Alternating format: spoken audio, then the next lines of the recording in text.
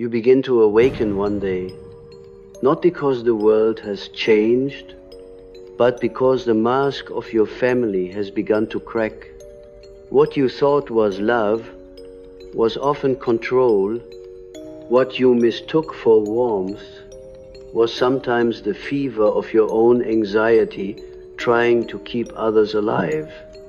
There comes a silent terror in every empath's journey when they realize that their first lessons in compassion were learned inside a system that demanded obedience in exchange for belonging.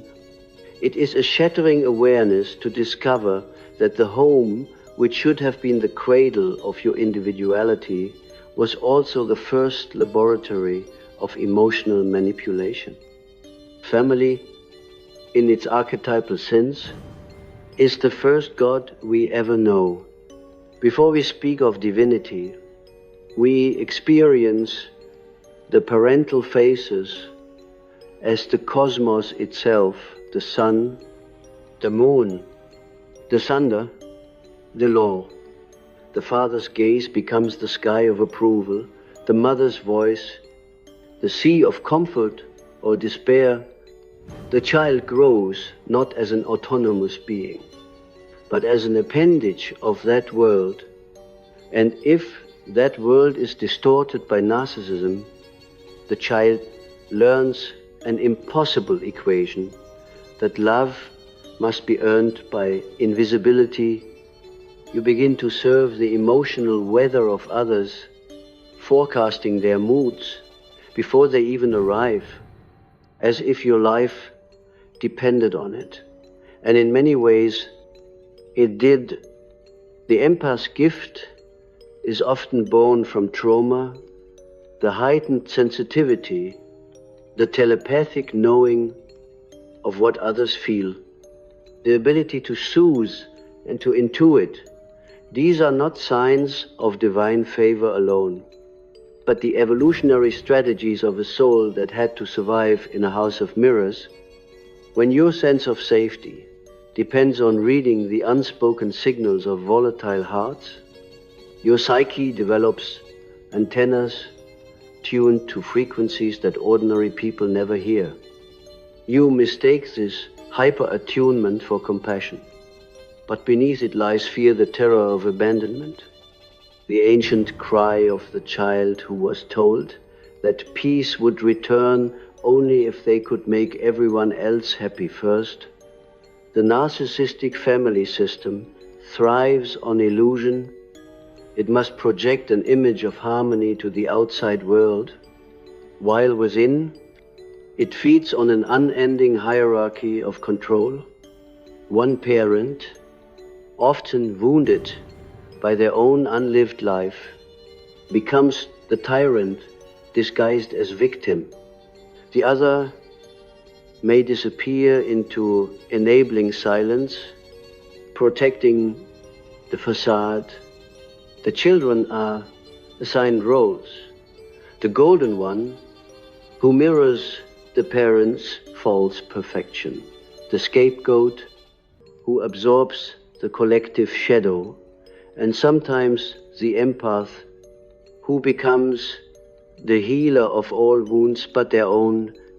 To be the empath in such a structure is to live as an emotional priest, constantly atoning for sins you never committed. The unconscious of the empath learns a sacred lie, that suffering is love. This lie, whispered through generations, forms a psychic covenant. You believe that if you can just love purely enough, deeply enough, silently enough, you will redeem the broken hearts around you. But redemption was never your role. You are not the savior of your family's shadow. You are its carrier, its living vessel. Every suppressed emotion, every denied truth, every unwept tear becomes lodged in your nervous system like a relic of someone else's religion. Yet there is something divine hidden even in this distortion, the empath's pain is not merely personal, it is archetypal. It is the story of Psyche descending into the underworld to reclaim Eros. It is the myth of Persephone, abducted into the shadow realms to learn the mystery of rebirth. It is the Christ archetype, carrying the weight of inherited sin so that consciousness may awaken.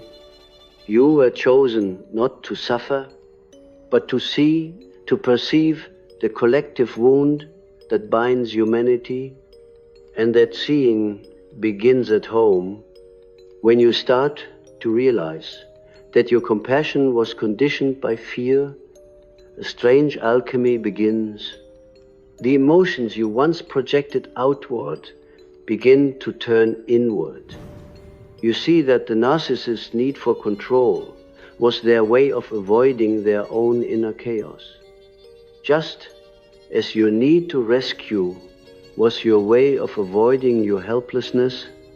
You were both prisoners of the same unintegrated shadow, playing opposite roles in the same tragic play. But the empath's awakening begins when you stop performing, when you allow yourself to no longer be the emotional parent to your own parents. To detach from such a system is not an act of cruelty, it is an act of individuation. Jung taught that the path toward wholeness demands that one separate from the collective expectations, even from the family mythos. Every family carries a myth, the story of who we are, what is allowed, what must remain unspoken. To awaken as an empath is to betray that myth in service of truth. It feels like death because it is the death of the false self that was built to keep love alive, the death of the caretaker identity that equated boundaries with betrayal, the death of the illusion that harmony can exist without honesty.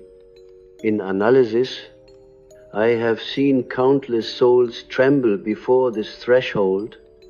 They speak of guilt as if it were oxygen. The guilt of feeling joy when their mother is still sad. The guilt of choosing silence when the father demands allegiance. The guilt of saying no to a sibling who only calls when in need. But guilt, I tell them, is not proof of wrongdoing. It is the ghost of the family's control, still whispering through your blood. It is the internalized voice of the narcissist who taught you that autonomy is abandonment. To free yourself, you must reinterpret guilt as a signpost. Every time you feel it, you are touching the edge of your liberation. The narcissistic family is a psychological vampire, not because it seeks to destroy, but because it fears emptiness. The narcissist cannot bear the void within. They must fill it with admiration, attention, or conflict. They use the empath as a mirror, demanding endless reflection of their false self.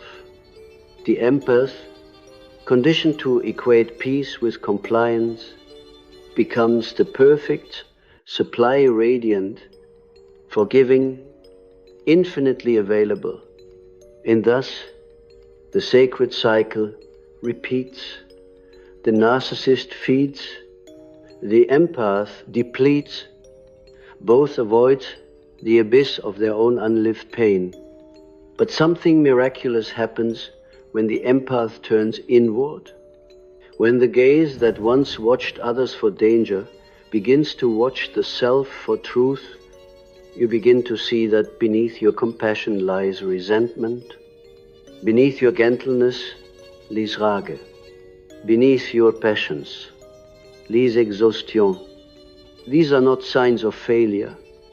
They are the unintegrated emotions that were disallowed in childhood. They are the missing colors of your own psychic palette. To reclaim them is to resurrect the self, not the persona that pleases, but the archetype of wholeness that unites light and shadow. It is said that the family is where we first learn to love, but for the empath, it is also where we first learn to disappear. The path of healing requires that you return to that moment of vanishing and choose differently. You must allow the inner child, the one who learned to survive by sensing every mood, to rest. Tell that child, you no longer have to predict, you no longer have to fix, you are safe now. Only then can empathy transform from bondage into wisdom. True empathy does not sacrifice the self. It arises from the self that has survived sacrifice. You may grieve as this realization unfolds. You may feel as if the ground itself is dissolving beneath you, because your sense of identity was built upon service.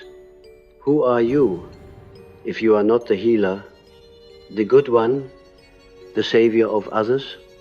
This is the sacred void, the same emptiness the narcissist feared, but you must embrace.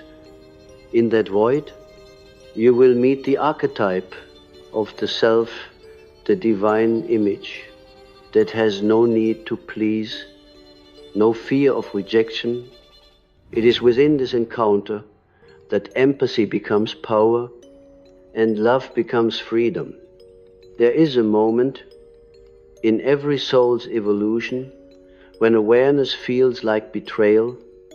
The empath, upon awakening, looks back at the faces that shaped them, the mother who wept when questioned, the father who silenced with charm or rage, the siblings who turned need into manipulation, and realizes that love was conditioned upon emotional servitude. This recognition is unbearable at first. It feels like desecrating a shrine. You were taught that family is sacred, and indeed it is. But what is sacred can also become idolatry when worshipped blindly. To question the family myth is to risk exile, yet it is precisely that exile that births consciousness. The serpent in Eden was not evil, it was the awakener, the voice that whispered, "See for yourself." When the empath begins to see, they often turn that sight inward with cruelty. It must be my fault. They say, I should have been stronger, more forgiving, less sensitive. But sensitivity was never the crime. It was the mirror that revealed what others refused to see. In narcissistic systems, truth tellers are always punished. The child who names the invisible becomes the scapegoat of the family shadow. You see, every family carries a collective unconscious, a hidden chamber of denied feelings and forbidden truths. The narcissist projects that darkness onto the empath, who then spends years cleansing emotions that were never theirs to begin with. They feel shame for another's arrogance, guilt for another's cruelty, fear for another's instability. They absorb these psychic fragments until their own soul becomes a mosaic of borrowed pain. This is why the empath often walks through life exhausted. They are not merely tired from giving. They are haunted by energies that were implanted in them long before they had the power to say no. The unconscious of the narcissist is parasitic. It cannot metabolize its own shadow. So it seeks hosts who will, the empath, driven by love and fear of disconnection, becomes that host. They call it compassion, I call it possession. This is not metaphorical. The psyche operates through fields of projection, and where there is projection, there is energetic fusion. The empath's aura becomes a canvas upon which others paint their unresolved wounds. This is why detachment feels violent. You are peeling off psychic skin that was mistaken for love. Many people misunderstand individuation. They think it is self-improvement, a kind of spiritual refinement. But individuation is not polite. It is a rebellion of the soul against every internalized tyrant. When the empath begins this process, they will encounter an ancient voice within the inner parent, built from the tones and gestures of those who once held power over them. This voice says, "You are selfish. You have forgotten your duty. You owe them." It masquerades as conscience, but is really the superego of the family cult.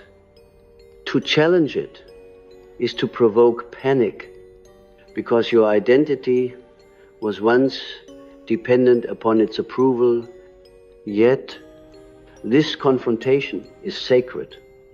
You cannot become whole until you dethrone that inner false god. Consider the dream of a woman who came to me years ago. In her dream, she stood in her childhood kitchen, but the walls were made of mirrors. Her mother appeared, weeping, saying, "Don't leave me. If you go, I'll finish." The woman turned away. But as she walked, her reflection in the mirror smiled, even as her real self cried. When she awoke, she trembled. What she did not yet see was that her reflection represented the persona she had built for her mother's survival. The compliant self who smiled through pain, who absorbed despair as duty. To leave the house of mirrors is to allow that reflection to die. This is the empath's first resurrection.